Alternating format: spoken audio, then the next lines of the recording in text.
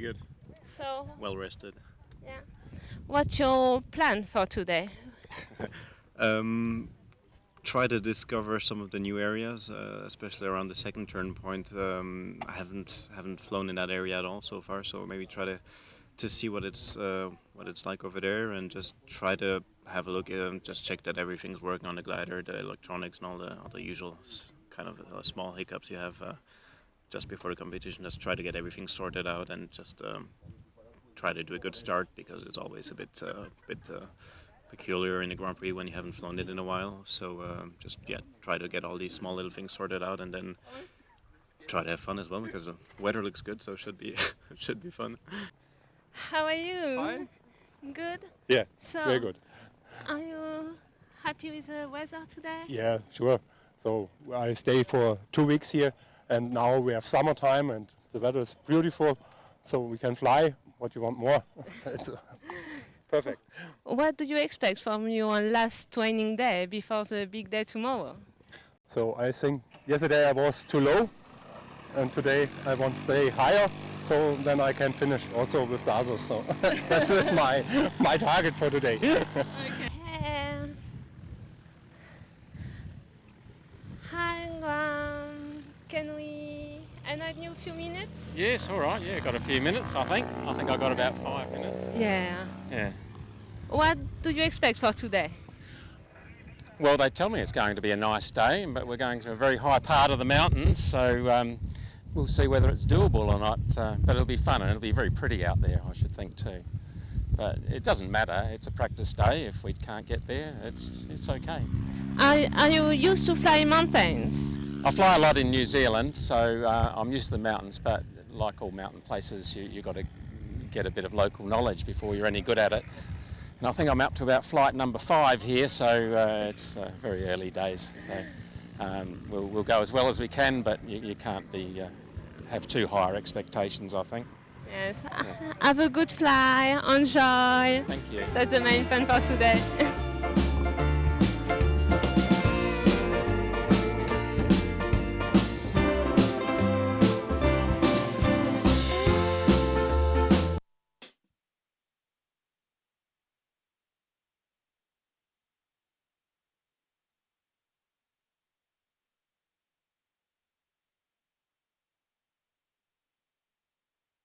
Cerdanya here in the Pyrenees in Spain. This is our practice day for the World Sailplane Grand Prix final. My name's Brian Spreckley. I'm director of the competition, and we don't have our usual commentator for Grand Prix final, Sean Lapworth, who's hanging around in UK flying the Club Class Nationals, but we are going to do our best in the absence of Sean. And here to help us this week, we have Jaume, who is a local pilot who will give us all the local information, and he's part of the media team here. Jaume will run through the task with you today, the race, and what the possibilities are. Please remember today is only practice day. We're trying everything out, so don't expect a full service, but by tomorrow you'll get the full service. So, Jaume, tell us a little bit about what we can expect in the race today, please. Well, today it seems to be a good, better day with a nice forecast for gliding as last 10 days. The only difference from last 4 or 5 days is today we don't have north wind. We don't expect north wave that has been with us last week. So today it seems to be a normal thermal day in Pyrenees, maybe some conversions, but not really clear. So the start is just in the middle of the valley, and the first point to the east is Cambre d'As, just in French Pyrenees.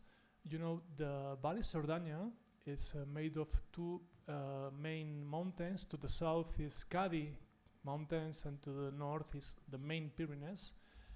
And this first point is to the south, close to the main mountain called Puigmal.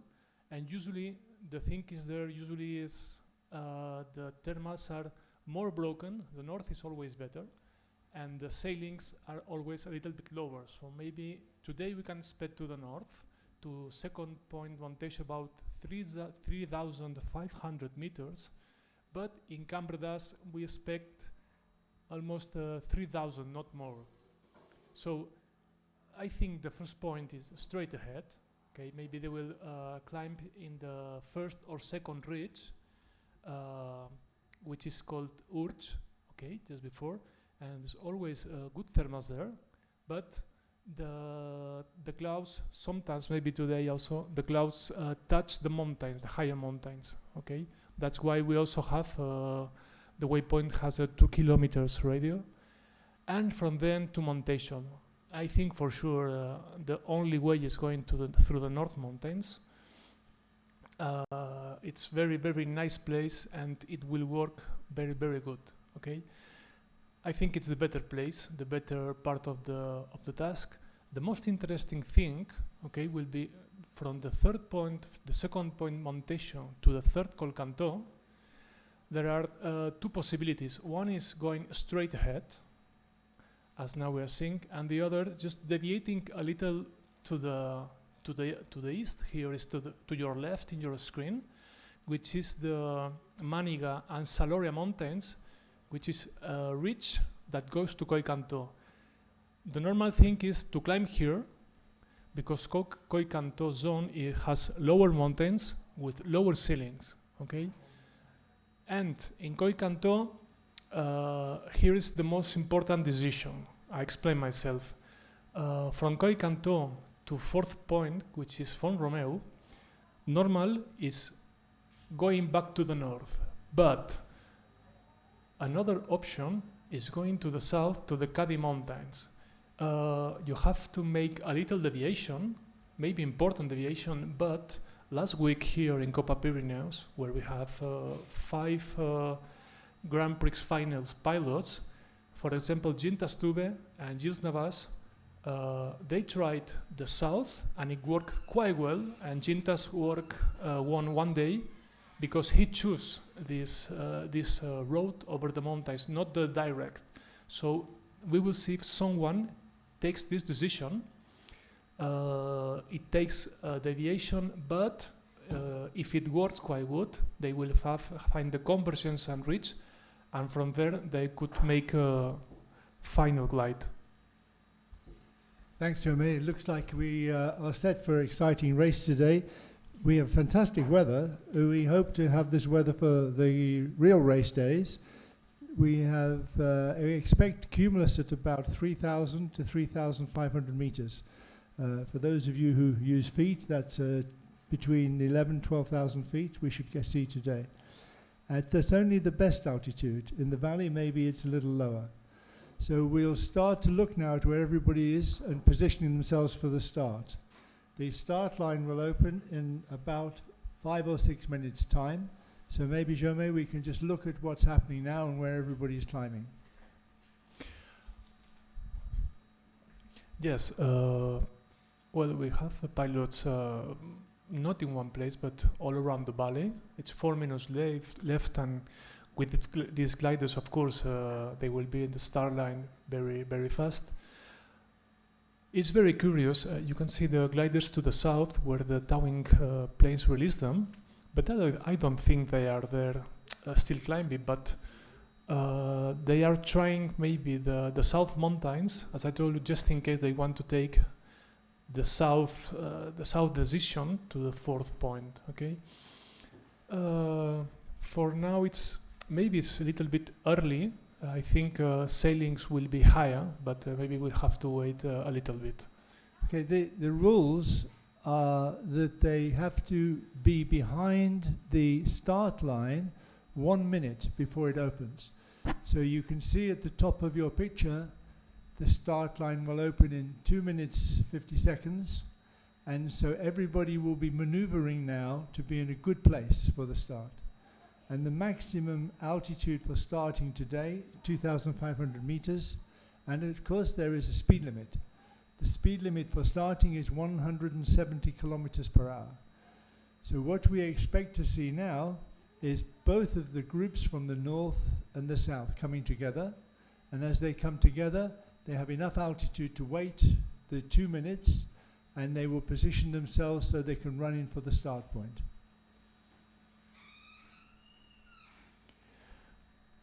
Okay, we expect that when they cross the start line, they take the south, they go to the south, just out of the valley and direct to the mountains, because is where they will have more height and more thermal.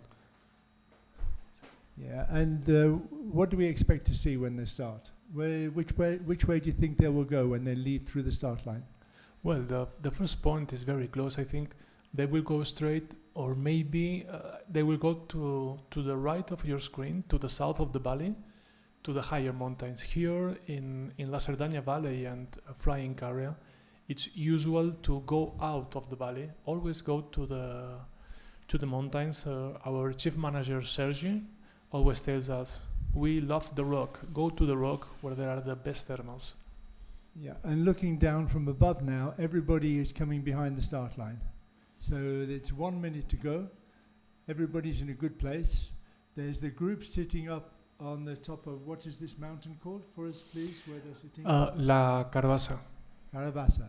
And you can see that some of the top pilots, like Sebastian and Didier and Mike, they're all sitting on the same group together, waiting now for starting at, looks to me, Jaume, like they're going to start on the south end of the line to take a run down the south side of the valley. Yes, it would be the most logical and I think the correct decision to be as close as they can to the mountains of the south as they are going.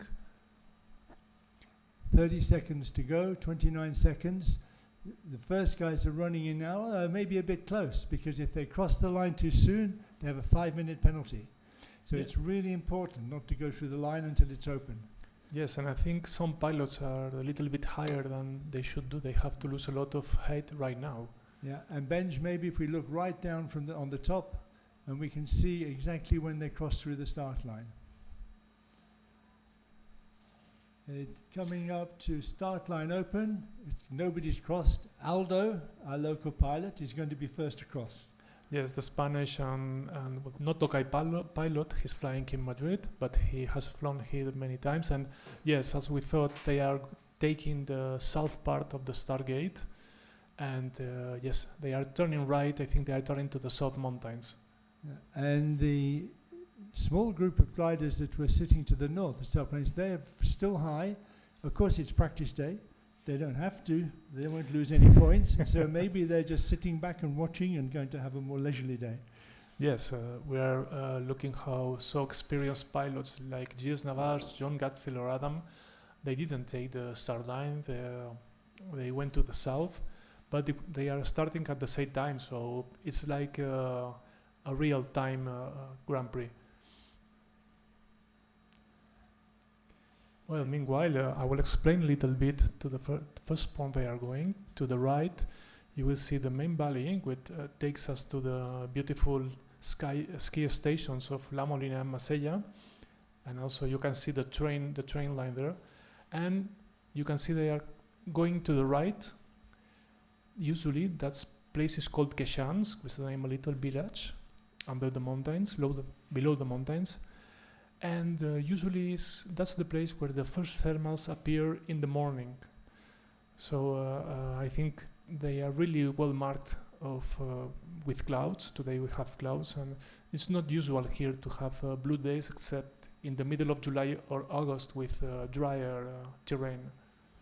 Yeah, nobody's flying so fast yet. They're flying quite cautiously, 170, 180 kilometers an hour. I would think that we'll see quite a leisurely flight today. Nobody will be too competitive. We don't need to worry too much about which guys are getting, becoming the leaders and getting higher or lower, because they will all be very cool. In fact, some people may not even fly all the tasks if they're still preparing and they're still trying to work out what happens in this area. Yes, as you know, last week we have here Hopa Pyreneos, and as I told you before, there were 5 pilots flying there. And talking with a couple of them, like Gilles Navas or Ginter Stube, we asked them, what they were doing, they were competing on training, and they told us, no, we are not really competing, we are training for Grand Prix final. And we were surprised because 2 days they made more than 160 kilometers per hour. So we're broadcasting here on the Sailplane Grand Prix YouTube channel.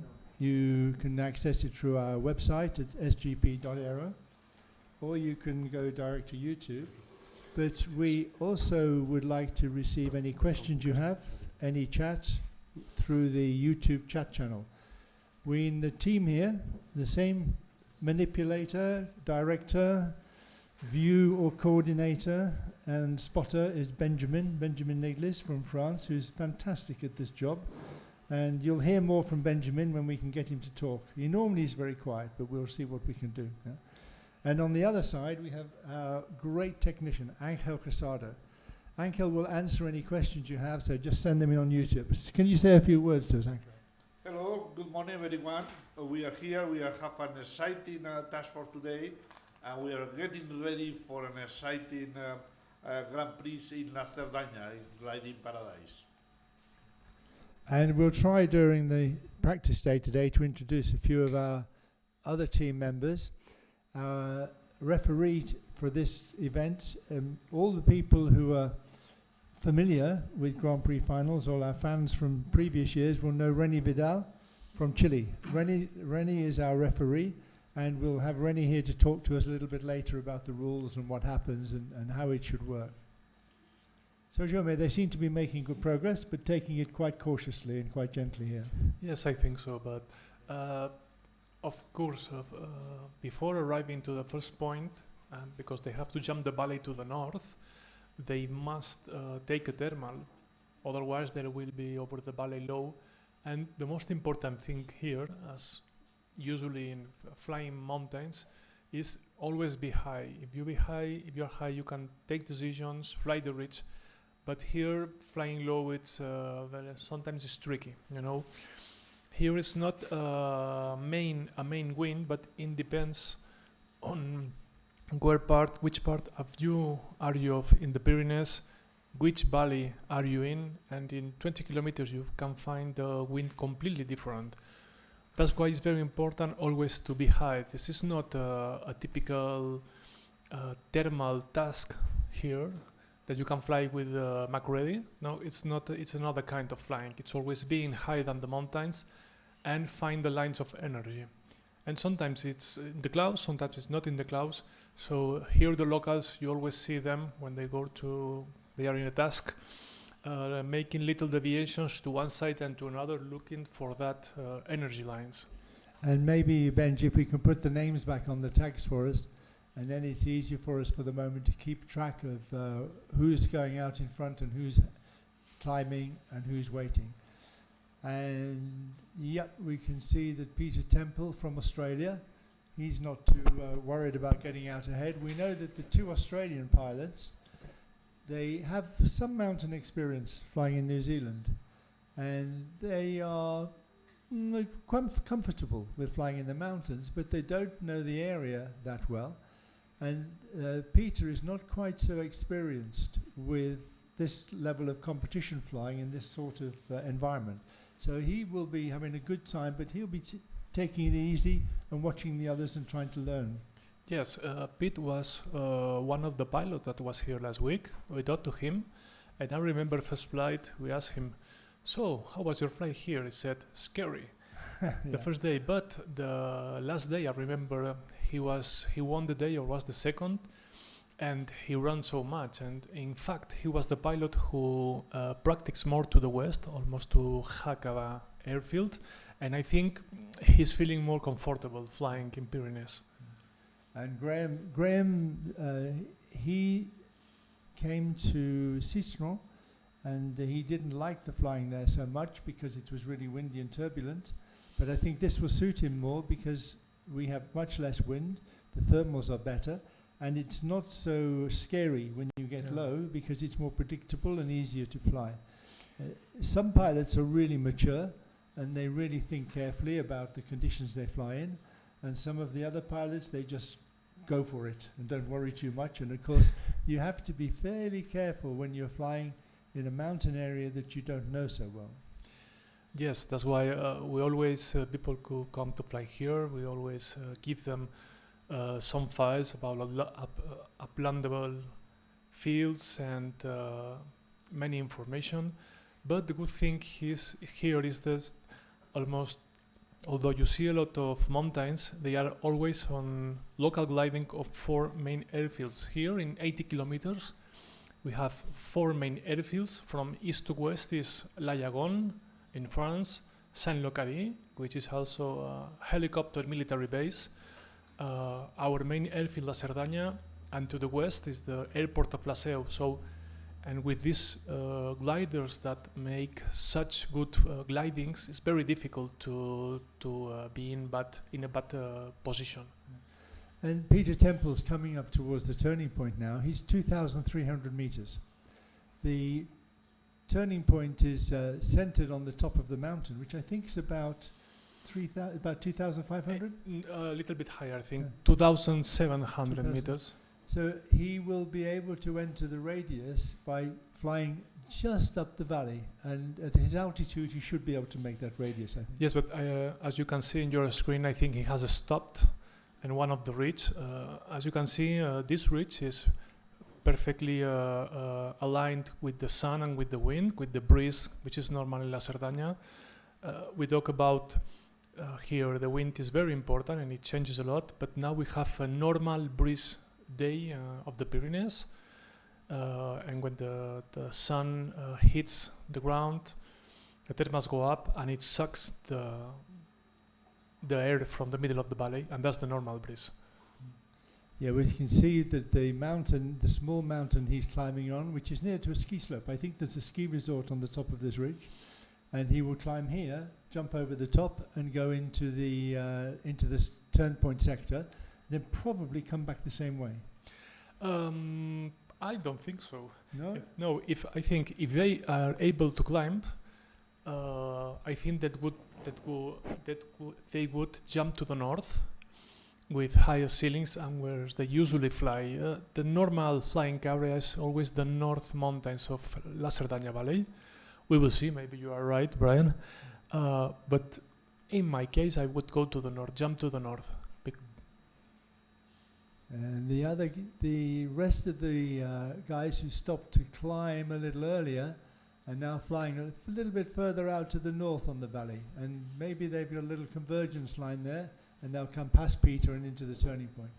So if we look at the altitude of Adam, he's got 2,800 meters. So that's a really good altitude. He'll run straight into the turning point now. Now he might go straight to the north from here. Yes, I think so. We were looking that Pete has a very good thermal with a barrier increasing, but I think they had one better before. And I think here is better. We have now some clouds to the north. It seems to be not convergent, but clouds. But their base are not the base of the clouds is not perfect. So sometimes it's better, as in the Grand Prix, to fly with other pilots, because in a cloud you must find the line of energy. And if we look from behind Mike Young, Benj, and we look straight down the line, maybe we can see them running into the turning point and how close they need to be to the Pushmal. Is it the top of this mountain? The Pushmal mountain, yes.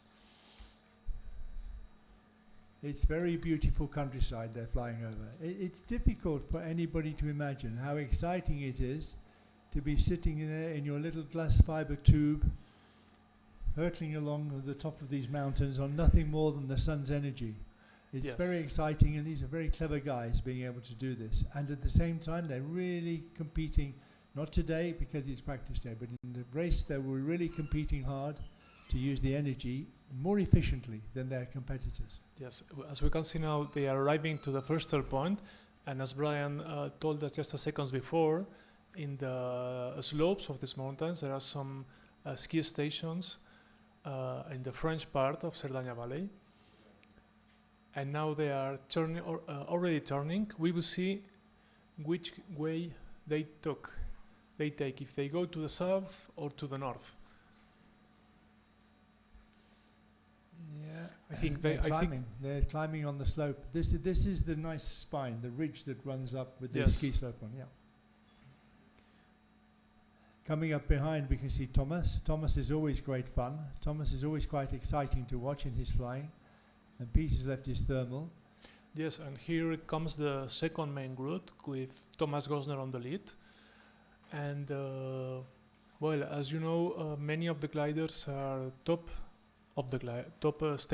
state-of-the-art gliders with GS3, GS1, EHG29 and GS3. And our local pilot, Aldo Rodriguez, is flying LAC 17A. He has just flown this glider for a couple of days, but Aldo is such a good gliding pilot. As maybe you remember 3 years ago, we made a preliminary Grand Prix here, and with his ESW20, he made two second places today. So it's very, very good pilot. Sometimes he has been a Spain championship, and he has gone to some European and World Championship. Now with us we have Sergi Pujol, who's the chief manager of La Cerdanya airfield. He's a very experienced pilot in Pyrenees and also in Wave. And so, hello Sergi, what can you tell us about this day and the task? Hello everybody, we have a task in the big valley of La Cerdanya. All the pilots start in the south, and they have to go to the north, that they will find the good conditions for today, I think so. It's as you see in the first of commentaries of Brian and Jaume, it's a task that it's a safe place for fly and start to fly for pilots that don't have too much experience in mountains, because it's really easy to know where are the airports to land in case you are low, like La Seu d'Urgell, La Cerdanya, or in the east part, La Llagona. All the pilots now, it's really close to La Llagona, and they have to jump to the north of the mountains. Yes, as we talked about some seconds before, as you can see in the low part of your screen, many pilots are climbing before jumping the valley. Their objective is to arrive to the North Mountains, over the mountains. As you can see, Sebastian Kawa, Mike Young, Graham and Adam, they climb before, and they are jumping to the north. Yeah. They are not taking the south, because I think too much deviation for today. They are already going to the north. They will go to La Tour de Calol place, and in the upper part of your screen you will see a ridge which is called the Carlit, and there usually is a convergent and well-defined cumulus. If someday we have the last turn point close to Font Solar or a little bit to the north, you will see that it's a fantastic place to run and not going down, not sinking, but climbing. It's a fantastic place. Yes, we can see Sebastian Kawa, it's 2,900 meters. It's enough altitude to arrive not in the lower part of the mountains of in the Carlit, or a little west of the Carlit. If he arrives low, it's quite tricky to find the thermal. But I think with this altitude he arrives with enough altitude, and the normal displays we will find are really good thermals.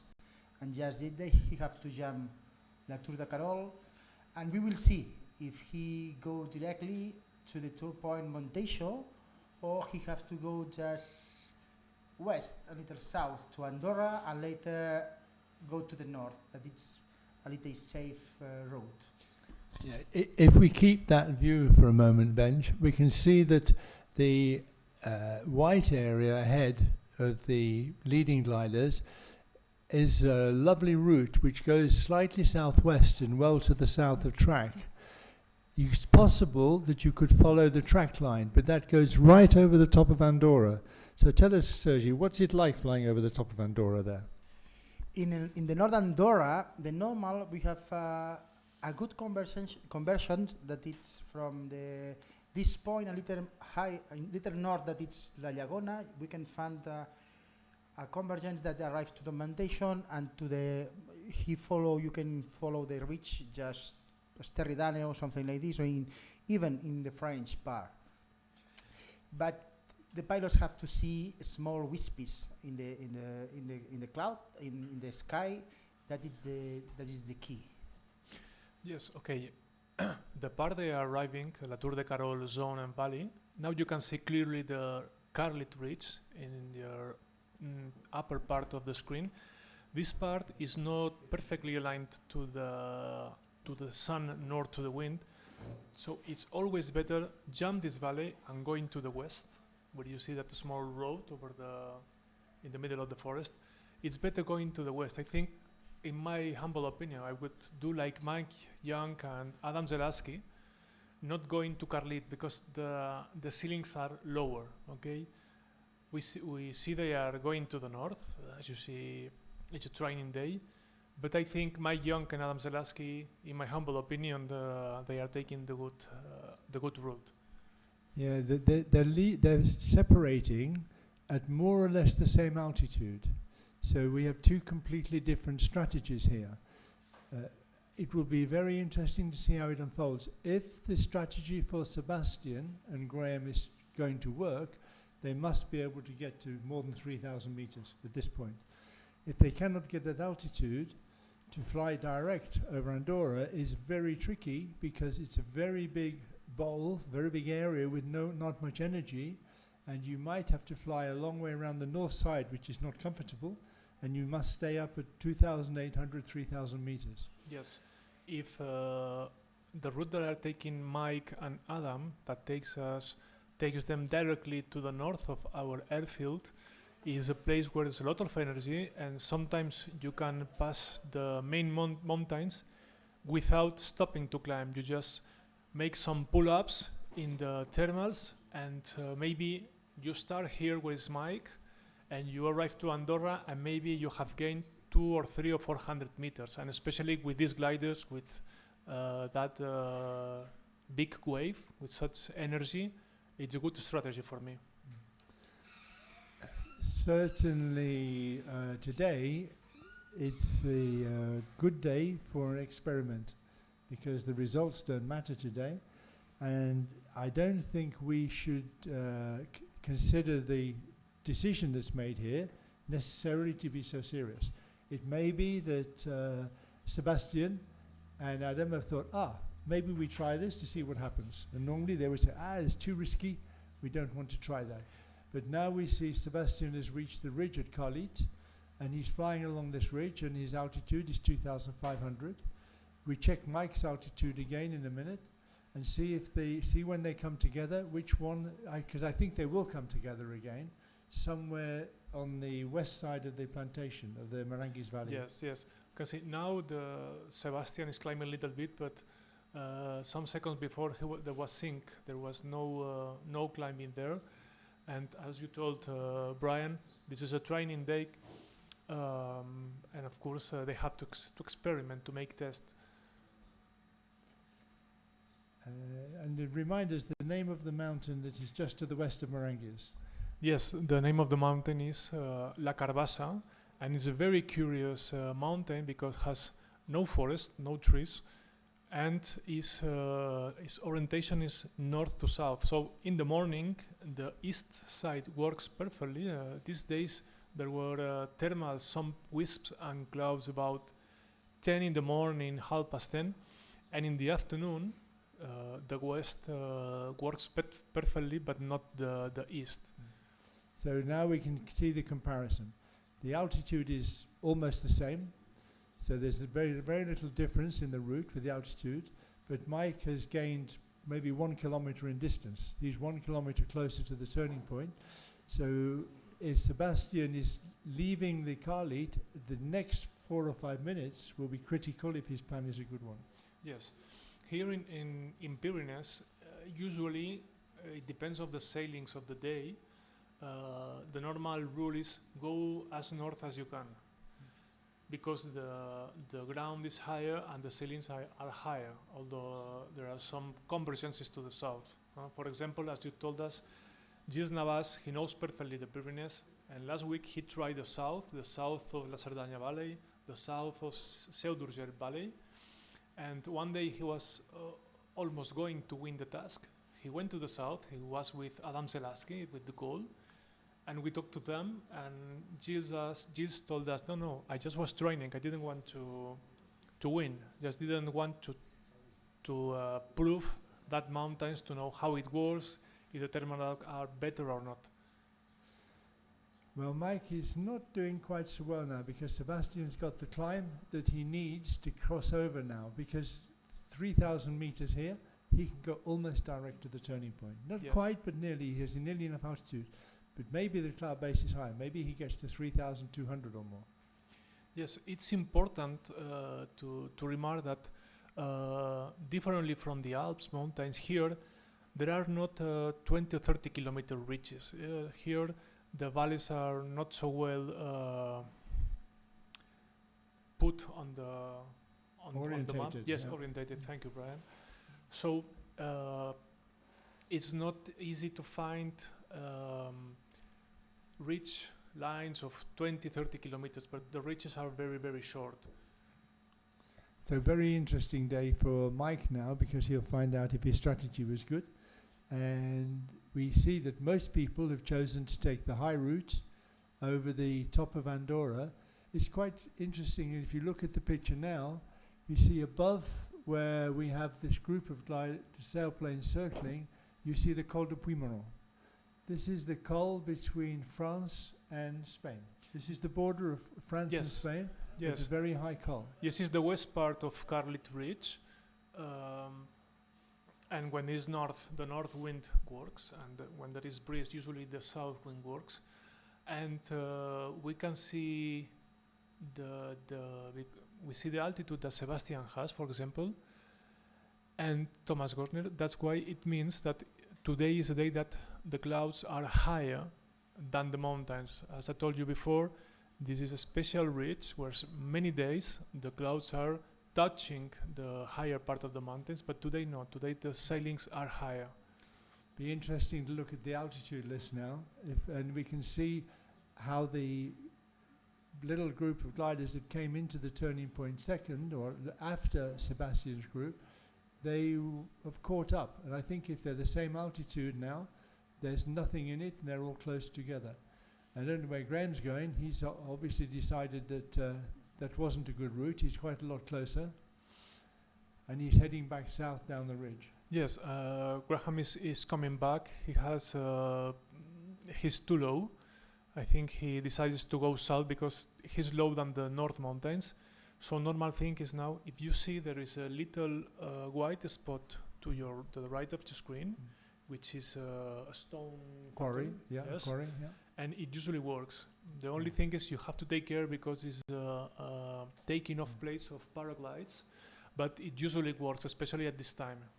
And it's critical in this when you work your strategy for a race in the mountains like this, because if you are going to take the high route on the top of the mountains, you have to go to the top of the mountains. You can't go nearly there and expect it to work. And I think what happened is Graham was nearly there, and then he turned away a little bit, and the result is he was too low.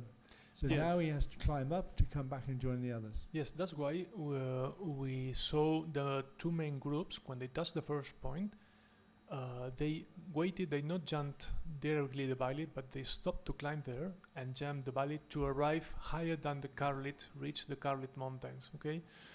It's important also here, for example, the main group, you can see they are climbing a lot, perfect. In this zone, you can climb directly to the cloud sailing, but the place where Mike Young is a bit different because you have to climb it was a stairs. So you have to climb a step, then going more to the north to another step to climb 300 meters more, another step to the north, 300 meters more to arrive to the 3,000 meters to the main part of the Pyrenees. And now the two strategies, clearly. One is normal with good days, which is the south route. They are going over the south mountains they don't climb. They can go directly to Andorra, but they will arrive to Andorra and La Rabassa. We'll talk about that place, La Rabassa place, where there is a service thermal. And here is, I think they are in La Carbassa. Yeah.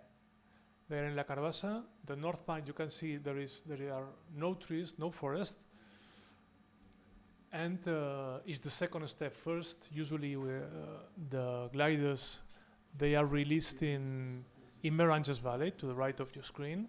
They climb and they come here. But the important thing, you see Pit Temple and the Deer House arriving from the east. If you arrive lower there, you are at the downwind part of the mountain. So if it is low, if you are lower, it's better to stay in Meranges than going to the west, because you are going to have a lot of sink trying to arrive, okay? Yeah, and it looks like Mike isn't so high, but at this altitude, he can run. He can run all the way to La Rabassa and climb and then come on to Antenna. Yes, but in La Rabassa, usually there is a big, nice cloud, but there are two ways to arrive. One is, if Mike Young doesn't climb anymore and go straight, he will arrive flying over the ridges, but then maybe he will spend some time until to find the core of that main cloud. So the next place that he might find a really good cloud base could be on Saloria, before he gets really high again. Yes, well, La Saloria is a little bit far than there. The normal thing is, you know, apart from La Tour de Carol Valley, the main valley is Andorra Valley, the little country. That's the biggest jump. It's about 15, 20 kilometers. Normal thing is when you arrive, when the mountains are finishing, there is a big step called La Rabassa with 3 or 4, how do you say? Gullies, bowls. Yes, bowls, yes.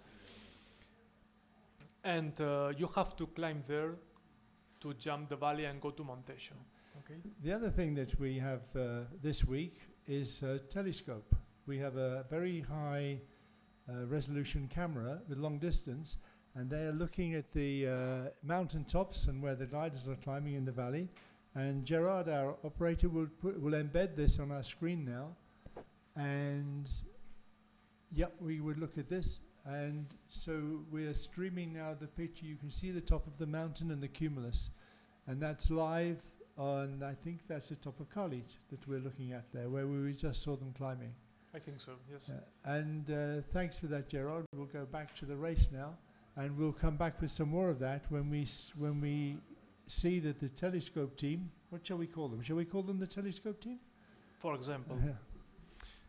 Yeah, we have our telescope team, as told us Brian, with some friends of us, Jorge Arias, Felix Fresnedo, Juan Fresno. They are there. It's our isolated team in the middle of the forest over a tower. They are engineers, and they make a good invasion to try to make something different and innovative. Yeah, one of the objectives of having the Sailplane Grand Prix final is to experiment with different ways in which we can show the wonderful sport of racing in sailplanes. And there's a lot of technology now which enables us to bring our sport to people on the ground, people who don't understand, and also to pilots who know what it's like and want to share the experience with the pilots. During the week, we will be using in-flight footage with camcorders and video cameras from the gliders and the telescope, but all of this needs to be put together with a team who are almost entirely volunteers and glider pilots. Yes. But they're doing a great job. Now we can see the group that went to the west of the Carlit Mountains. They went as north as they could, and I think they are flying without stopping to take any thermal. The normal thing is they can go straight. You see they are, thank you Benjamin, just over the ridges, and there's a lot of energy there. And it's perfect. If you see your screen, there are some little lakes down the mountains, and they are fantastic, how do you say, triggers. Triggers. Thermal triggers. And will those lakes still be frozen? Some of them, yeah, some of them. There is still some snow in the top of the mountains. Really, snow here just 3 weeks ago. Almost only was there 1 day. It's very exciting because this turning point that we're using at Montecho is not a turning point we would use very often in a race because there's a little risk attached to this. If the weather is not as good as forecast, it can be very difficult to get there. But on a practice day, we don't worry too much because the pilots have a choice. And actually, the weather's turned out to be very good. And they can fly with enough altitude to clear the top of this high massif here in the center. You cannot do this when the cloud bases are only 2,800 or 2,700 meters. And really, we will see when they arrive to Montecho Point and they turn to the third, you will see there is a ridge, a couple of mountains that divide where are you, which is your field if you have to land out. If it's in the east, you land in the main airport of La Seu.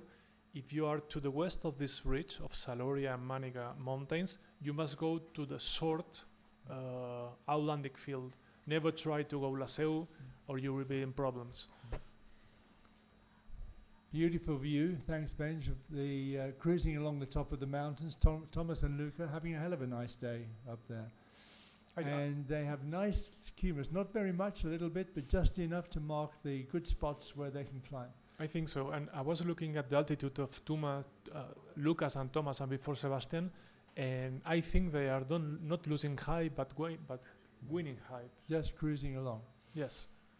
Now we can begin to see the big central area of Andorra. Yes. They now have to cross the bowl, the large valley area. There is probably no energy between leaving this ridge and arriving on the turning point mountain. So no. It looks really comfortable now, but it may well be not so comfortable in 10 minutes' time when they're arriving on the other side. Yes, we will see if, as we see Sebastian Kawa, if they stop to climb. We don't know if to the west the ceiling of the clouds is as high as the east part, but normally it's climbed there. There's another option. You go if you see the upper part of your screen, that is deviate to the north, where there are some little villages and rock mountains without forest.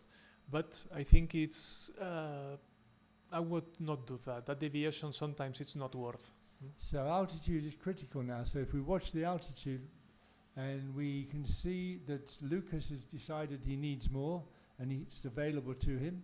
Thomas and Sebastian may well just go straight on, but it could be there's a little more.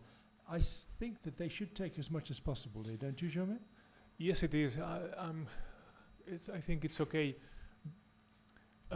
Here, usually, we try to go to the north because of one reason. Because here we don't fly such spectacular gliders, but we fly gliders with less gliding ratio. That's why we always try to make the jump as little as we can. So we go to the north. But here, with these gliders that has a bigger ratio, that jump is not as dangerous. But anyway, we see they are taking height in the thermal. They're really getting a good altitude now. 3,500 meters. That's plenty to cross over now. Yes. The forecast it should be even though a little bit higher to 3,600, something like that. And the good thing is that in the main Pyrenees, in the higher ground, the conditions will be very good. 2 days ago we had almost 4,000 meters in thermal, but it was mixed with wave. But I think they are turning. There is no wave there today. It's just thermal. And Mike, you can see now he's doing okay. He's 2,900, and the distance to run to the turning point between him and Sebastian is very similar, and 300 meters. So actually, it looks like the routes have not been that much different. So far, it's not shown a big difference. No, the good thing is whether Pete and Mike are arriving is La Rabassa Mountains, which is you know, and it's a big place. Sometimes it works in one place, sometimes in another, but it's difficult to say that. But it's a place where there is always a thermal. If there is a place in the Pyrenees where there is a thermal, it's La Rabassa. So what now will determine which has been the best decision is how much energy they can fly through between their current position and the turning point. And my experience would suggest that the group with Mike and Peter will fly through better air and more energy to arrive at the turning point, and they could arrive a little higher and a little sooner. Yes. Normal thing is La Rabassa area where we can see now the 3 gliders. From there is climb, and in front you can see some mountains with a square. Antenna Mountain. Antenna Mountains, yes, and there's another service thermal, but the ceiling is higher to the north. Okay? And beyond the antenna we can see the 3 peaks of Saloria. Yes. And Saloria is the southern end of the ridge that runs right up onto Montexo. So yes. if they get there at good altitude, they should be able to run in that energy all the way. Yes, they are taking a route that is going to the south and then going to Saloria and Maniga Mountains and climb through that ridge. And I don't know what is better. The normal thing here is going through the north route, but we will see. Usually also in antennas, where there is always or usually a thermal, there is not always there is a cloud. In La Rabassa usually there is a cloud to mark the thermal, but in antennas not always. And everybody else is having a nice day. We can see Peter Krajcek and we have Gilles back there flying together. Alpha Tango is Luca, he's flying with them. And they'll be having pretty leisurely time, pretty enjoyable flight today. Nobody's feeling under any real pressure, and they have a beautiful view and good conditions. Yes, I would like we had here sometime like a direct view from the cockpit of these gliders, because you would enjoy so much. And now they are arriving to the north part, which is the rocky part of the mountains. From here, sometimes you have these ceilings or 3,600, almost 4,000 meters of altitude. And sometimes it's curious because to the north, you can see in the French part of Pyrenees that the clouds are low, almost 400, 500 meters over ground. So here it's never good jumping to the north because there's completely a different air mass. Of course, there are a lot of places to land, fields and airfields like Luchon, etc. But always stay in this part, don't go to the low part, because in the low part of Spanish Pyrenees, you will find thermals, but in the low part of French Pyrenees, it will be more difficult for you. And they're right on the border now, right on top of the Pyrenees mountain chain. I think so, although the border changes from one place to another, but I think so, yes. They've actually managed to stay north of what we're looking at gives the impression that they're flying over ridges, but they're not. I think now they're right over the valley of Andorra. Yes, the East Mountains, yes, now in this lower part of the screen you see the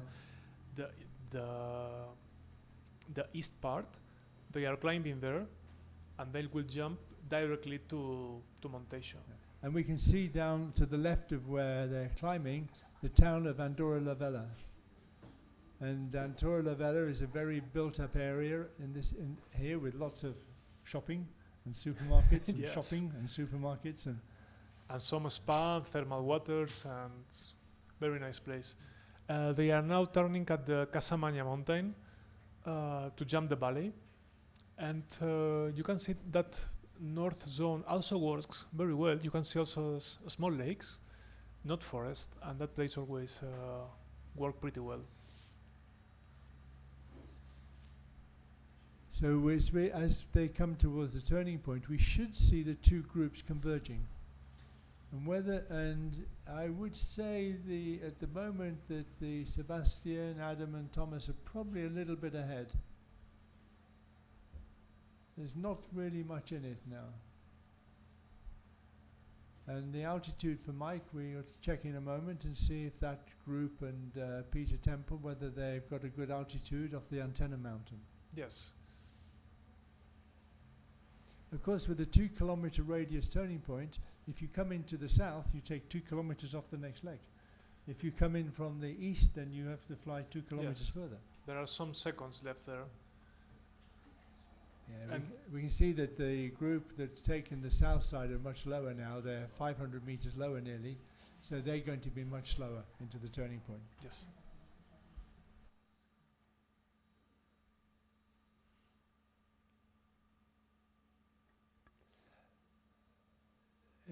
The area that they're flying over now is what we would say in English very rugged.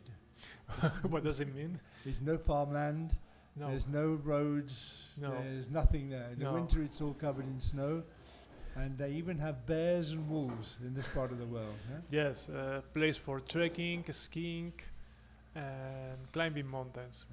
And it's amazing how just at the bottom of the mountain in the valley, you have almost a city like Andorra, Yes. but only a few kilometers away it's a complete wilderness. Yes, it is. And Andorra Valley is done over the slopes of the mountains. So it's a city that climbs the mountains around the valley. It's a very curious place and nice place. Yeah, it's looking really clear now which group got the right choice of route, and the majority of the competitors have taken the northern route. They will have seen the in front. Every glider has a flam. A flam is a device which shows the position of other gliders to help with proximity awareness and collision avoidance. And they can see on their screens where the other gliders are, and so they will know which way the ones in front went, and they'll be able to choose the route accordingly. Okay. We are seeing that the north group, I think, is going directly. I think there will be a cloud line, a cloud street. It's usual. And I think the south, they make a bigger deviation. They climb in the mountain zone, in the antenna zone, and then they are all going to the same point, already to the turning point. And to the left of the screen, you see Saloria and Maniga mountains that Brian told us. You see that ridge. And we will see what they do. If they go straight to the third point, which is Coicanto, we'll talk about it later, or if they manage to turn left and continue over that ridge that you can see. For me, the south group, with that radius of 2 kilometers, I would touch and come to that ridge. And it's really remarkable that if you look at Gol Oscar Lima, Gol, the glider is second running into the turning point, is flown by Adam Selatsky, and Adam is paraplegic. Adam is unable to walk normally, and he has a wheelchair. He has his sailplane. It's especially fitted for paraplegic, and he is able to enjoy this fantastic sport at the highest level of competition. It just proves that it's a great sport for people who have a disability like this. They can compete just on even terms with somebody without the same handicap. Yes, they have adapted gliders. For example, here we have some associations that come to fly here. People who cannot move the legs, for example, they move the rudder with the right hand close to the air brakes handle. And we were surprised because we usually see normal gliders or training gliders. We were surprised to see a competition glider with an adapted, with some adaptations so he can fly, and he flies quite nice. Last week he won one day, and another day he was second, but he made 160 kilometers. He only lost for 0.5 kilometers speed, and he flies so well. Huh? It's interesting. They went into the turn and came back to the same place. So there must be really quite a good climb there to get back up to it's really a good altitude now, 3,300 all the way along the ridge. It's been a very interesting day for the different choice of route.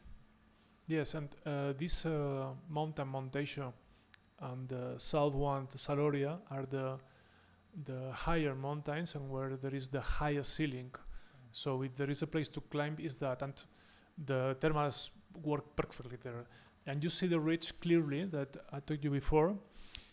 If you are low to the right of your screen, you have to go down the valley to Sort our landing field, not to the La Seu airport. And if you are to the left, you are on glide of La Seu de Roger airport. You are always on local of landable field. So there's not much in it in the distance coming into the turning point, but there's quite a lot of difference in the altitude. So we look on the right side now, and we can see the altitude they need to complete the race. And we can see that Thomas is probably doing the best at the moment. He needs another 800 meters of altitude during the race. Of course, they can probably get at least half of this just by flying in the right energy layer.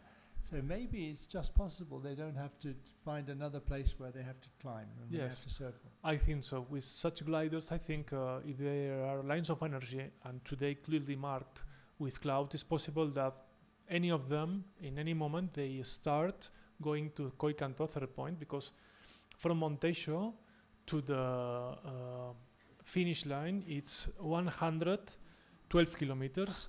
As we talked before, task for today is 200 kilometers, I think so, Brian. And now they almost have half of the task left to do. And you see, for example, we see Alpha X-ray, which is just Navas, 3,400 meters. Good sailing there, nice cloud there will be. And from there, I think maybe some of them, they don't take any thermals. Yeah, it's all downhill from here. Yes, yes. And they can have a good energy route to the south of the Siluria. The Col de Canto is south of the Lorry Mountain. Yes. And it should be possible, before they make that turning point, to be arriving at the sufficient altitude to complete the race. Yes. The thing here is, as you can see, going to the third point, Col Canto, the ground is lower and the thermals also. But the most important thing is not the height, but there are usually weaker thermals than the north. So it's important to climb here, because in the north you will find thermals, but you will find, if here you have 3 or 4 meters per second, down there you will find 1 or 2. And Thomas is following the ridge line to Siluria, and Gilles is going more or less straight on to the south peaks. There's 3 big south-facing bowls, big curved parts of the mountain there, which will scoop up the air and the sunshine, and there should be very, very good climbs along this route. Yes, take a look at Thomas Gosner, God Tango, which a few seconds ago and now, I think he's making pull-ups in some clouds, because as you can see, he's speeding at 250 kilometers per hour, and he was not sinking, okay? Of And course. they're all doing now 250, 220 kilometers an hour. So they really, really put the hammer down and they're motoring Okay. now. Thomas is the one who has chosen the route more to the left. I think it's not bad. You see Alpha X-ray, I think it's GS Navas with his GS. He's in front of him, but he's lower. I think Thomas has some advantage over him. One thing that's really important when you are racing with these sort of speeds in this situation is every time you go a little bit further away from the minimum distance line, you lose a lot of time. Yes. You have to be really careful not to take a route that's too far, but you have to balance that with making sure you fly through the right energy. So you're gaining as much as possible with the energy available. Yes, and as you told, it's a balance game. In the task of a World Championship or European Championship, you choose your start time. You choose when you can start your task when the gate is open. It's up to you. But usually the tasks are longer, so you can make longer deviations. It's worth. But here, with a shorter task, to enjoy them, you cannot make such great deviations, in my opinion. And at these speeds, it's all happening very quickly. You're moving along very quickly, and the decisions need to be made quite quickly.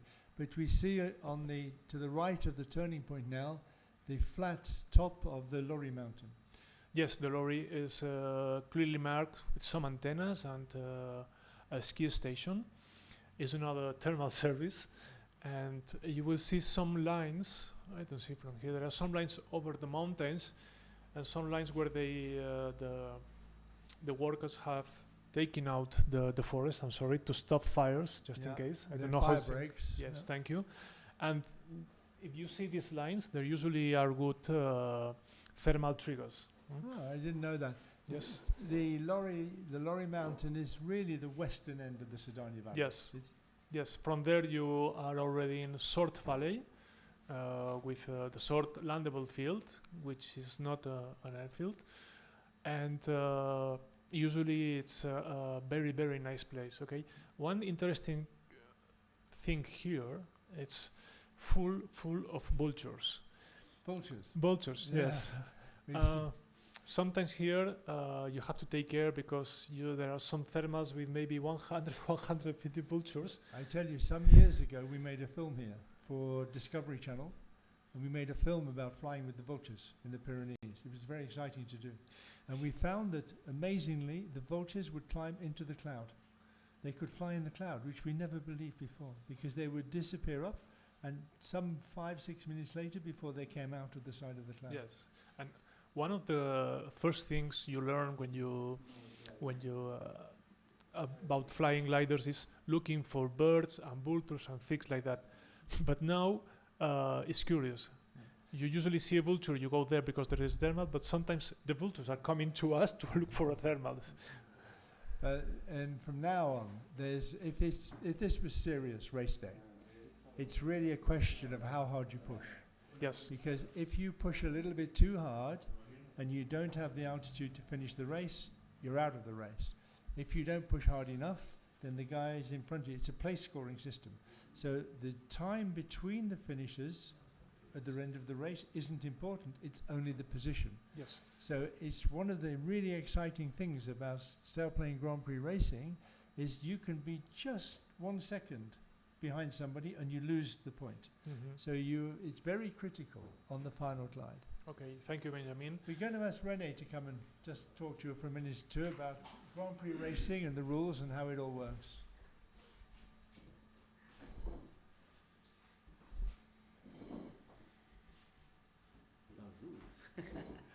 Hello everybody. Thank you for that, Brian. Indeed, it's been a very interesting race. How two different decisions, two routes makes a big difference. What is the typical route that you would take here for this kind of task between the turn point 1 and 2? We would have taken usually the north side, always as north as we can, because also the jump of the valley is not 15 kilometers or 12, but maybe 10. Okay. Okay. And from here, thank you, Benjamin. It's very interesting. After Coicanto Point, okay, maybe they don't climb no more because after jumping Cerdanya Valley, you see the mountains. There will be energy for sure, so they can take there the meters that they need. Okay, after they jump that valley, they arrive to La Rabassa, the clearly marked, and from there, usually you can go 200 kilometers per hour or more without losing altitude. So people doesn't know exactly when the names you're saying is where the clouds a little bit to the snow a little bit to the right. To the right, yes. After the valley, it was grey and white. What altitude is needed for that to be home for this task? La Rabassa Mountains, we talked just now about it. It's 2,600 meters. If you arrive there, you just pass. You leave them to the north. Just go over the ridge, under the clouds, and you can push as much as you can, as you want. Okay. Okay. But it's not going to be wind, reach, soaring, but just energy as a thermal, as an energy line, more than energy a reach. line, not reach. Okay. There is breeze, but it's the reach is not clearly marked. It changes a lot, but you have a lot of bubbles, and they will fly down the clouds. There will be energy for sure. Okay, so probably the more experienced mountain pilot will try to go as close as possible to the reach, but probably that is not the best decision for this kind of flight here. Yes, correct? yes. I think they are on the lower part of of the task. Here the ground is 2,000, 2,300. They pass the valley, which is 800 meters only over sea, and in 1 kilometer they have the ground at 2,600 meters, and from there you just turn to the right and go over the mountains. I think they will climb no more. Well, if you can see on the right-hand side of the screen, there is a summary of the. No, it's not. Okay, now this is goal arrival height, where the software assumes that you're gonna fly final glide right now, and it says you got minus 700 meters for Thomas Gostner, for example, to be home. But as you said, they're gonna find energy on the way, so probably they will gain more than the 700 meter soaring under the energy line, and probably we will not see them circling anymore. Yes. Is that correct? Yes, correctly. Really now, the Rabasa Mountains we talk about is just in the middle of the screen, that gray part. And now you have two options. If you go to directly, the gap, the jump is bigger.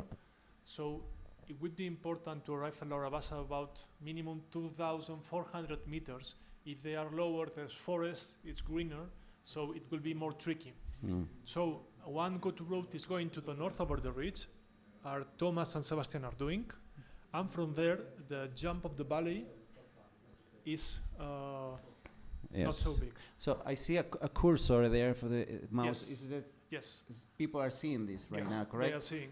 Okay, so this is what. Okay, that's a good way to show people. Okay. And there, Benjamin, this place you are marking. You can move it if you want. I think you can move the to show where. Thank you. Okay. This ridge to jump Andorra Valley. That's the valley. Bandura? Andorra. Andorra Valley. This is Andorra Valley. This is La Seu main city, and here to the right you would see the La Seu airport. And here you can go over the ridge. Again, here are the Andorra antennas that is a thermal service. But the thing here is these mountains doesn't work as good as the others. So here the clouds are not clearly marked. Certainly seems to be wisps, and the bases are not straight. Okay, are broken clouds. It's important that here doesn't work so well. It works better to the north, and when they arrive to La Rabasa zone, which is this one I'm marking. So they have to arrive close to where the snow in the picture looks like. Is that correct? Otherwise, they will not have enough. Yes. They will not get the energy. Yes. The important here. It's quite tricky, is it? Yes, it is. It is. Like mountains. Like mountains. Yes. Maybe it could be interesting to talk with Graham and Pete, which have less experience in mountains than other pilots, to talk and say what do they think about this, because the tasks they flew the days before were training alone, but now they are all together, starting all together, and they are climbing. Seems to be not a nice thermal, because Thomas has left already, and we'll see Sebastian and Gilles what are doing. I don't know, Benjamin, are they the leading group or is another group? Yes, they're a leading group. Thank you. Adam is coming from behind, and well, a little bit lower than the others. There was not a good thermal. I think they made just a couple of turns, of circles, and always over the ridge. And it seems they are looking for the last thermal, but we'll see if they find it. Yeah, it looks like. Unfortunately, we cannot see if there is any cloud. We just see a three-dimensional digital system. Yes. But for sure, they are making a decision counting on what they see at front. Yes, right? yes. But it looks, according to what we are seeing outside, it's a lot of clouds in that area, and should be almost automatic pilot to come home. We have to remember this is a training task, and some pilots are chasing each other and testing them to see what kind of decision they will make in a normal race, and knowing each other. Okay. Yes. I think well, you can see there are some. You can see at the right hand of your screen the goal arrival height to the finish line. It's and they are needing less and less meters to arrive. Thank you, Benjamin. It means they are not climbing, but they are finding energy in the center of the valley. And here we can see they are not as high as they were before. The ground is lower, the height of the cloud is lower, and the thermals are weaker. But they will have to find a thermal to jump the valley. Anyway, for example, sometimes if there are clouds in the sky, with this altitude, even though we would jump the valley, and from then just go following the ridge. But I think they are, as you said, testing the mountains, testing their gliders, because some of them have rented gliders, not own gliders, and testing the sky. And one thing that could be very important, we will see it after the task, is the wind. I don't think there's not a special wind or a significant wind. Okay. I see. I also see that Thomas and Navas, they are about 69, almost 70 kilometers to go. So it's interesting that about 40% of the race will be final glide. Yes. Okay. From last point they made, Koikanto, it's 85 kilometers of a 200 kilometers task. So I think with this energy and the tool they have, I think most of them would be in final glide. Okay. As Brian said a few minutes ago, it's important to remember that in Grand Prix, you are racing to get a position. So if you are second by 1 second or by 3 minutes, it doesn't make any difference. Okay, so it's a very tactical kind of race, completely different what the normal gliding competitions are. And this is basically to show people how the sport works and make it more simple. Yes, and yes, and the important thing is in real time. It's a real time. So also, the first who crosses the finish line is the winner, exactly. And the second exactly. And one good thing here is that the reference of other gliders is a real reference. It is. In a normal championship, you see a glider, but you don't know if he started 15 minutes before or later. But now this is a real good reference. That's right. This is a perfect view. Beautiful. Yeah, and Rene, what we can see now is that Thomas doesn't know about practice days. He only knows one way to fly. Exactly. Thomas, always when he's flying, he flies absolutely full on. And it's quite exciting to see Thomas in the front, and there's beautiful technology here to give us exactly the distance between them. And we will see the distance dropping quite considerably once they pass La Rabassa and they get really into the energy line. Yeah, absolutely beautiful the way we can see right now the two competitors. And just to remind you that Thomas Gosner is flying a Ventus 3 and Sebastian Kawa is flying a GS3. They are two different gliders, top of the line, with two different concepts. And just to make the gliders more similar, we are having the same wind loading. In this case, is 48 kilos per square meter. Okay, what you can see now is the view from the mountain. You see the cumulus, and you can see the mountains, and you can see what a good day it is that they're flying in. All of the cumulus are marking the energy line, so they should have a very, very fast race from now on. Yes, Brian, you should invite us some beers. Otherwise, we would be flying with this fantastic sky. Yeah, but they are still testing each other. They are testing each other. It's a practice day flight. It is a practice day. They are.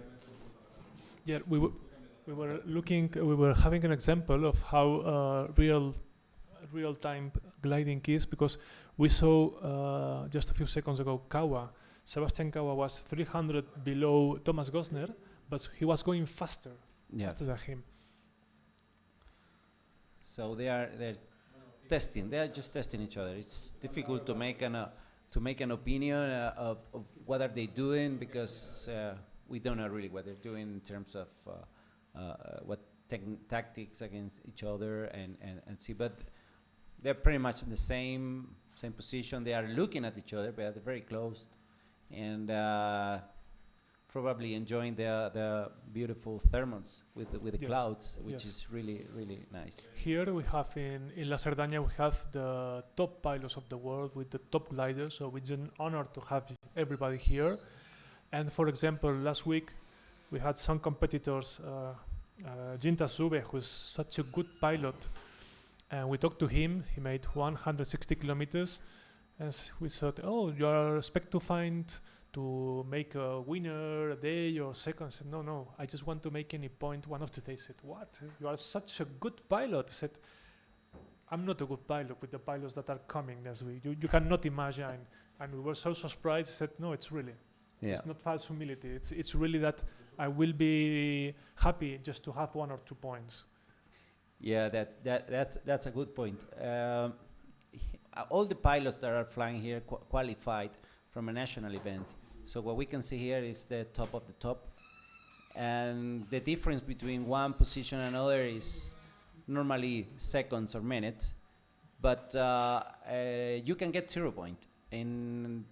Only in this kind of format, only the first 10 pilots arriving get points. And if you come in 11th position, you get 0. Yes. Okay? I've been there many times. Yes, Benjamin was laughing about that. Yeah, I know. He's remind me what happened. But actually, I'm a co-founder of the 0 Point Club, which we started on Varese. And since then, there is... well, you never know, but maybe at the end of the competition you can have some club members, Well, pretty sure. But I think anyway you're a selected club, a selected group of pilots, 0 points. Exactly, it's an elite. Huh? Yes.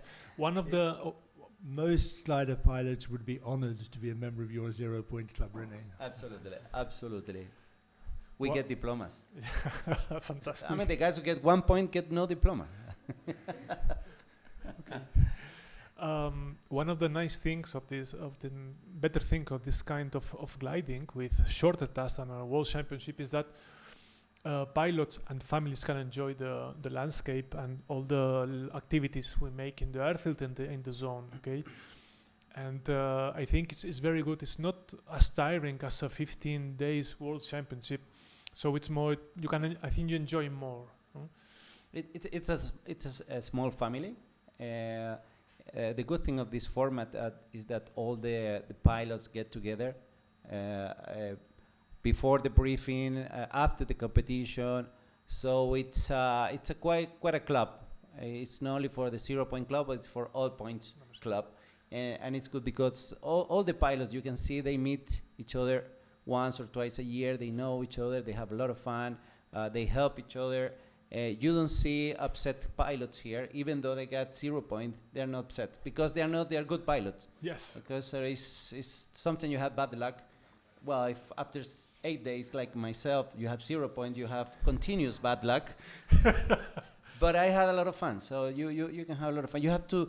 This is a very psychological sport. Okay, it's a sport that you have to control the risk, and if you are not mentally prepared, it's very risky. Yes, it's very dangerous. It is. So you have to be under control. You have to take this as a sport. It's not a 100 million euros winner race. It's just for fun, and if you take it in that way, you will enjoy it. Yes. Unbelievable. I think they are already on final glide. Maybe Benjamin, if we could put the altitude. Thank you.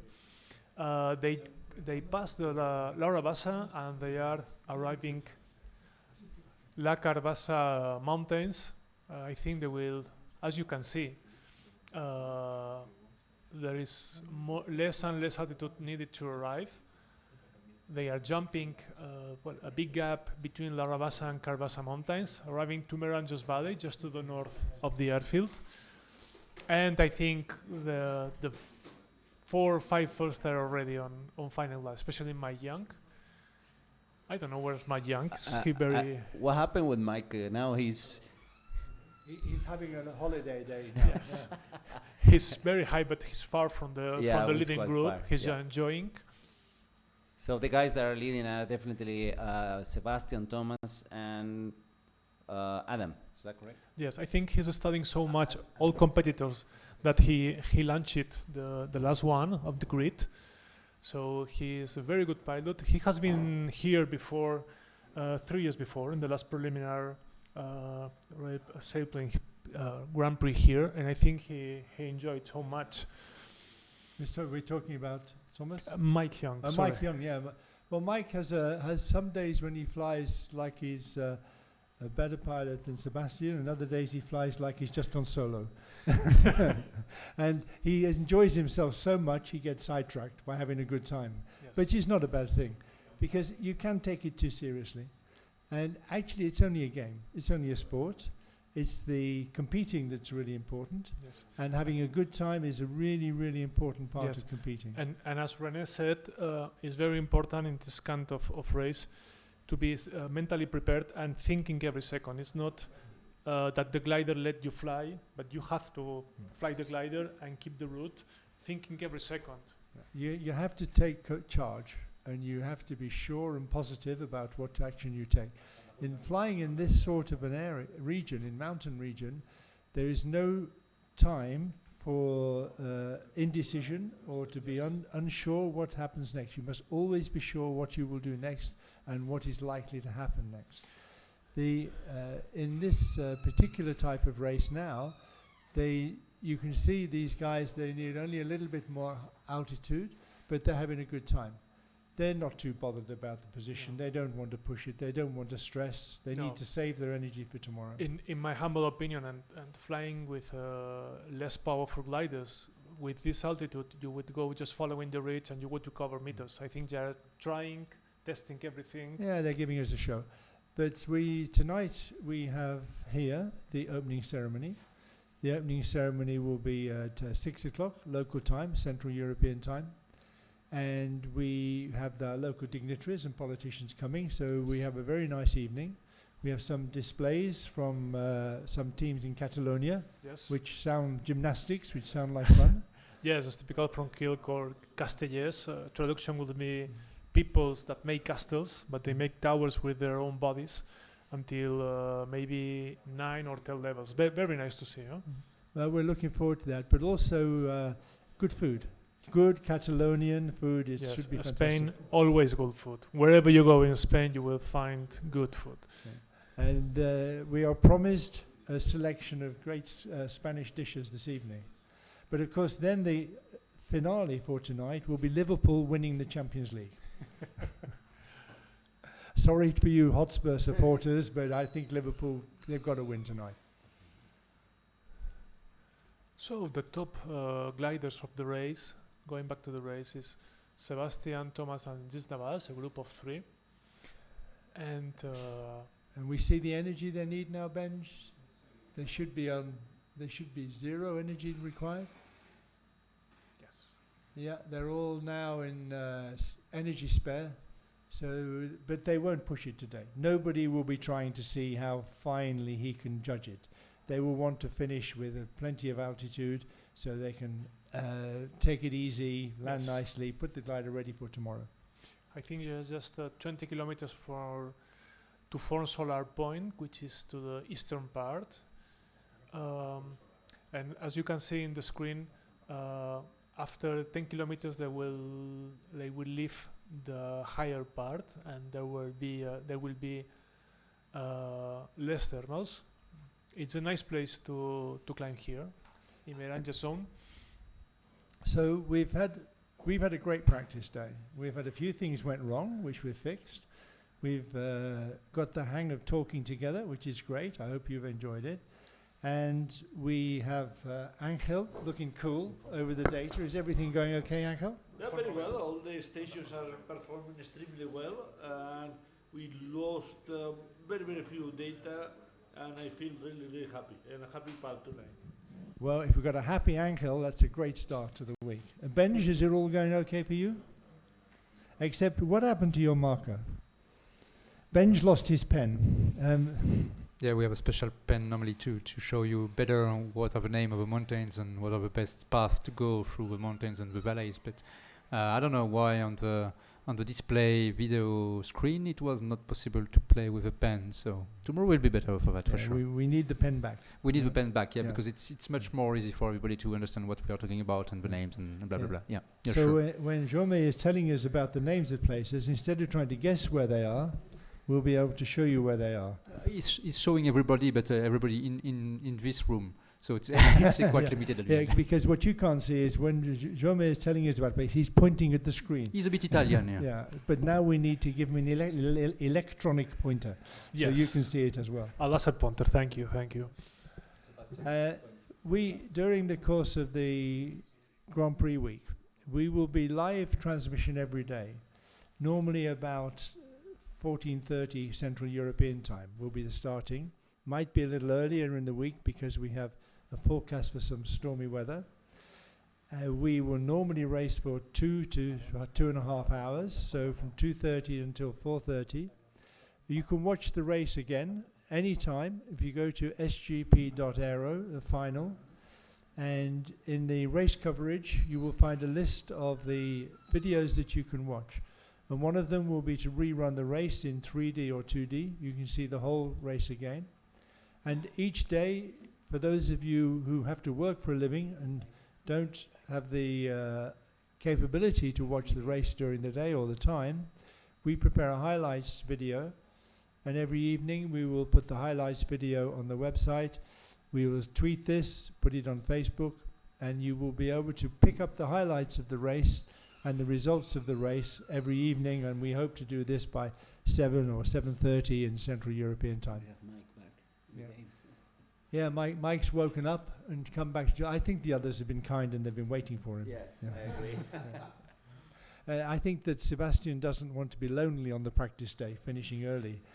So he's saying, come on, Thomas, come on, Mike, let's all finish together. It'll be spectacular.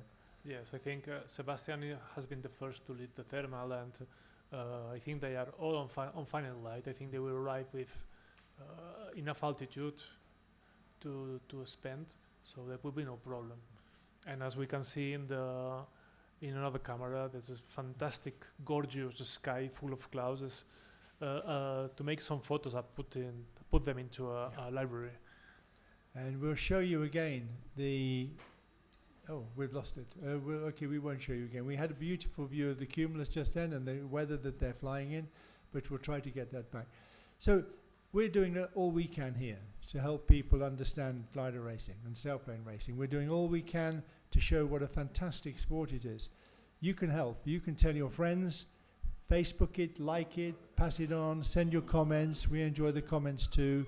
Let's tell the whole world what a great fun sport sailplane racing is, and how fantastic it is to be able to do this.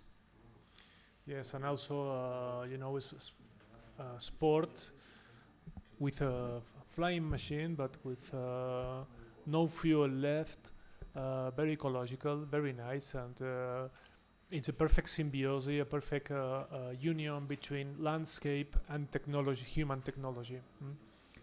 Back to the race, we can see the main group. I think they all have enough altitude left to arrive. They are passing La Tour de Carol Valley. It's an interesting place. We'll talk about this place next days, because when there is north wind, the wind that goes into this valley and then goes into Cerdanya changes all the wind of the valley. So now you can see we have the telescope view again. They're flying along the ridges you can see on the other side of the valley, and we have very nice conditions, beautiful cumulus. Oh, we really hope it will stay like this for the rest of our competition. But of course, nothing ever lasts that long, and we know that competitions don't always have the best weather.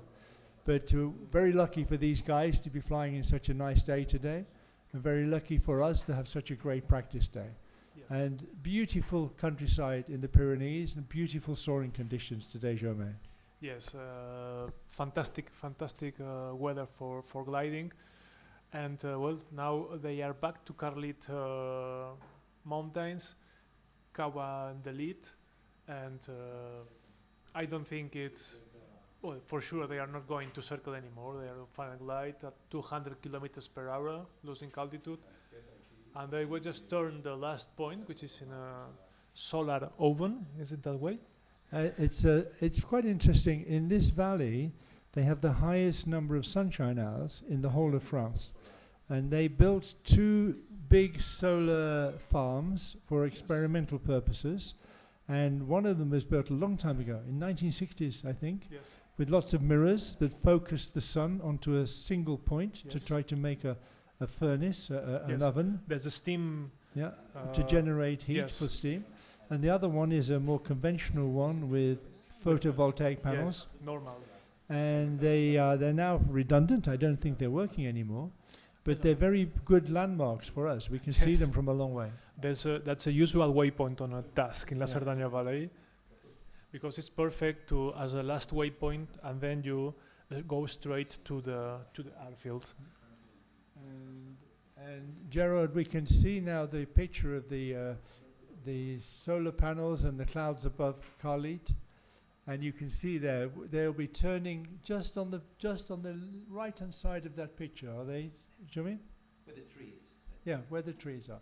So right underneath the good conditions, and then a straight run home.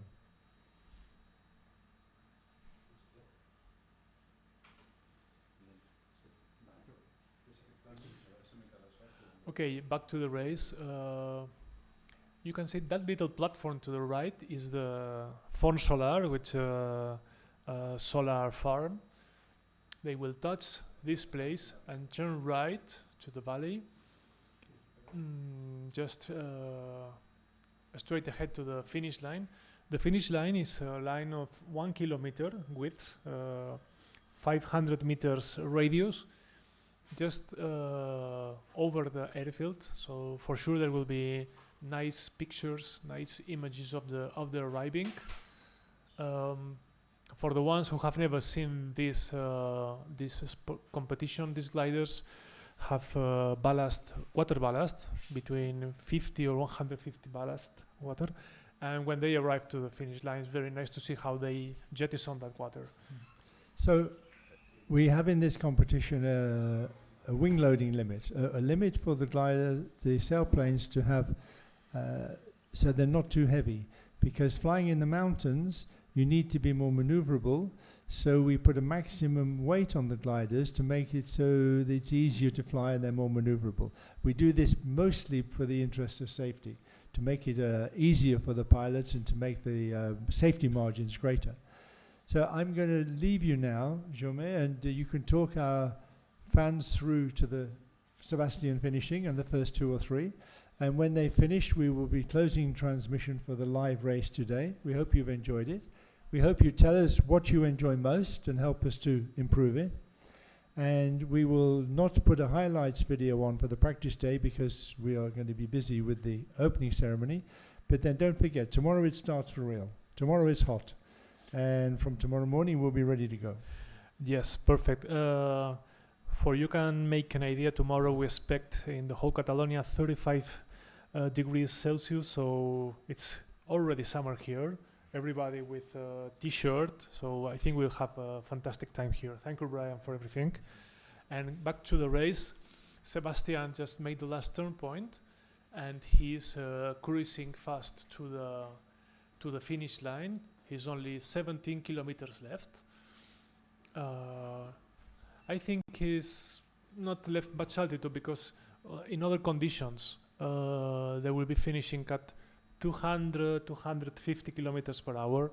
You know, it's training, and anyway, in the training, Sebastian wants to say everybody, hey, I am the current leader, I am the current world championship. So he wants to say, this is my place. Huh?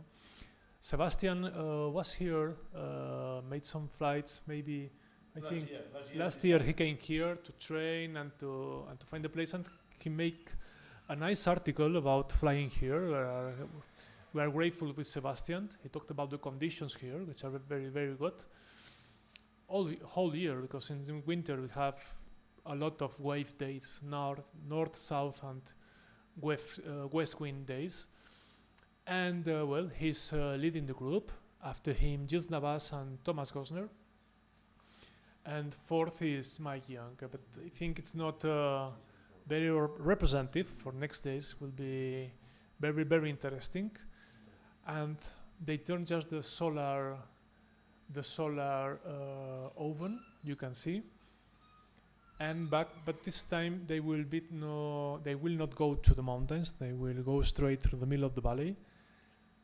To the left, that one of that green areas is the Santa Leocadia airfield. As we told you before, is an airfield club, but also there is a French military helicopter field base. Thank you. It's just there.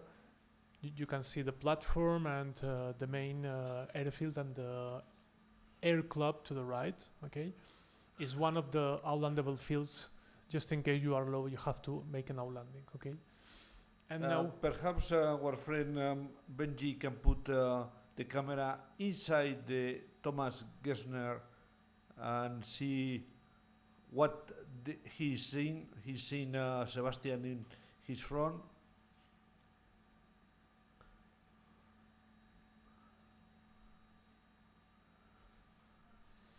Okay, thank you. We see Sebastian Kawa is at the lead. He will win. It's interesting to say that for security reasons, pilots must pass the finish line with a minimum altitude. In this today is 1,300 meters over sea level, which is about 200 meters over La Cerdanya airfield. And otherwise they have penalties. They have a few penalties for every kind of bad decision or not complying a rule. Okay. And they are on final glide. They have passed Puigcerdà, which is the main city of La Cerdanya Valley, and Sebastian is at the lead. He's only about 2 or 3 kilometers left to the finish line. And we see the main group still from the 3rd to the 4th point. It will be interesting to see that. I wonder why Sebastian is a little bit right of the track. Well, you see the distance between the 2nd and the 3rd, Thomas Gordon and Gilles Navas, is decreasing, but let's see, it's a balance, as Brian told you before. It's a balance between the altitude and the speed. You see the altitude, they have only 200 meters, 250 meters left to arrive to the finish line, which is 7 kilometers. And it's decreasing.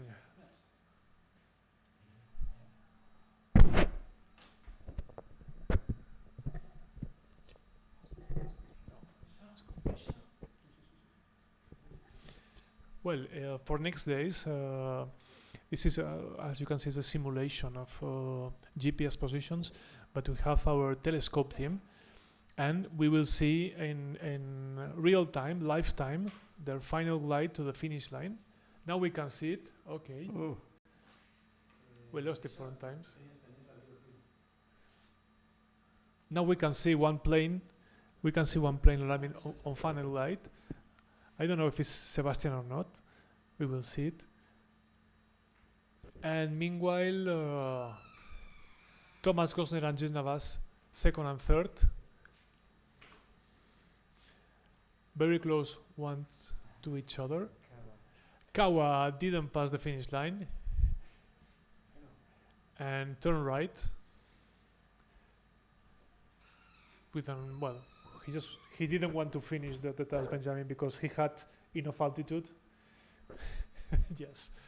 So now he is making some tourism with his glider over Cerdanya Valley, and we will see who will win. It's, Kawa is a big champion. But anyway, it's always interesting, as are doing Gilles Navas and Thomas Gorner, to practice the finish line, to practice the arrival. And you can see now it's only 66 meters between them, and same altitude. I would pay a lot of money to be into one of the gliders. I hope that most of you also. and well, just 800 meters And the speed, left to the finish line. 180 kilometers per hour. And now you can see the view from our bar, from our terrace, which is directly to our last point. And finally wins Thomas Gosner with Golf Tango, and second one is Gilles Navas with Alpha X-Ray.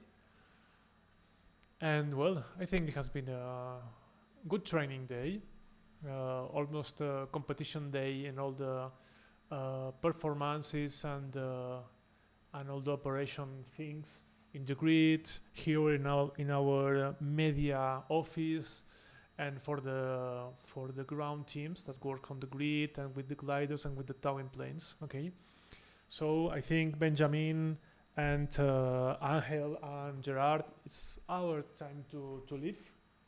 Okay, But, so we come with you tomorrow around 2:30 European time.